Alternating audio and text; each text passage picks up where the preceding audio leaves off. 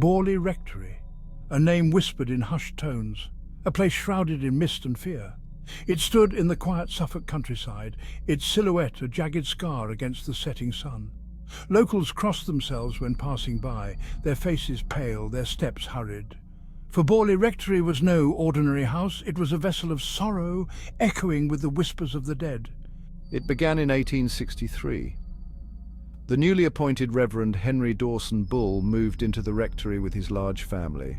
They were a boisterous bunch, full of life and laughter, but their joy was short-lived. Unexplained noises began almost immediately. Footsteps in the dead of night, the sound of a phantom carriage rolling across the gravel drive.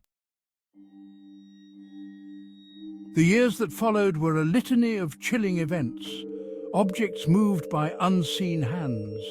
Disembodied voices whispered secrets in the darkness.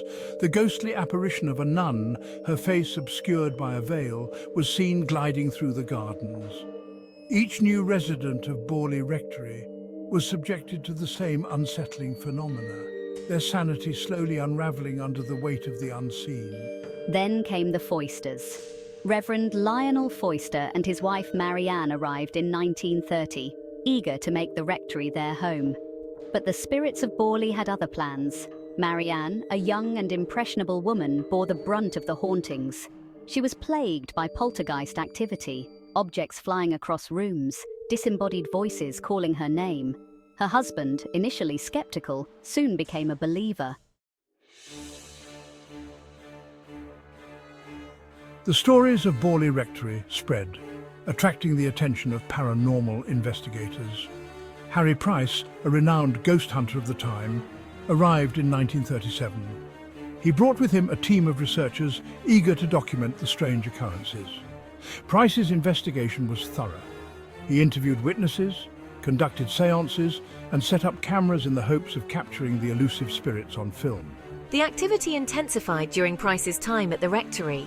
Messages appeared on the walls, seemingly written by unseen hands. Objects vanished and reappeared in impossible locations. The atmosphere was thick with dread, a palpable sense of being watched, of being surrounded by unseen eyes. Section 4. The Nuns' Corridor. One particular area of the house became a focal point for the paranormal activity, a narrow corridor on the first floor. It was here that the ghostly nun was sighted most often, her white habit gliding soundlessly across the worn floorboards. The corridor became known as the Nuns' Walk, a place of palpable fear even for the most hardened investigator. Price's investigation culminated in a series of vigils, with volunteers spending the night alone in the rectory, their every move documented. The accounts from these vigils were chilling, unexplained noises, cold spots, and the overwhelming feeling of being watched. Some volunteers even claimed to have seen the spectral figure of the nun, her face forever hidden by the veil. Section 5. An Unsettled Silence. Borley Rectory was destroyed by fire in 1939. Some whispered that the fire itself was started by the angry spirits that haunted the house. The ruins were eventually demolished, leaving behind only an empty space and a legacy of fear. Was Borley Rectory truly haunted, or were the events merely the product of overactive imaginations and a desire to believe in the supernatural? The answer, like the ghostly whispers that echoed through the halls of the rectory, is lost to time.